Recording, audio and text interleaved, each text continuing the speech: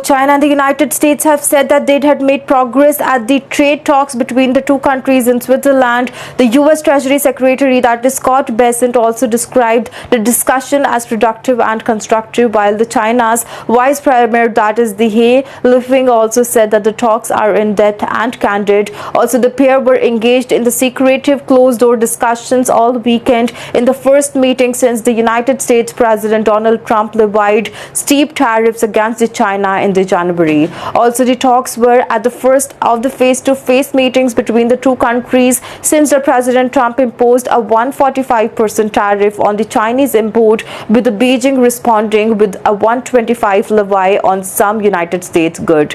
The huge tariff caused turmoil in the financial market and sparked fears of a global recession. Full details from the talk will be jointly released on Monday formally. Also, following the conclusion of the two-day talks in Geneva, the U.S. Trade Representative, that is Ambassador Jamieson Greer, said that the deal we struck with a Chinese partner would help reduce the United States' $1.2 trillion trade deficit. Also, Mr. Bessent said that the United States and China have made substantial progress on the de-escalating of the trade war, while the Vice Premier, he said that the talks were of great significance to the two countries but have also have an important impact on the stability and the development of the global economy.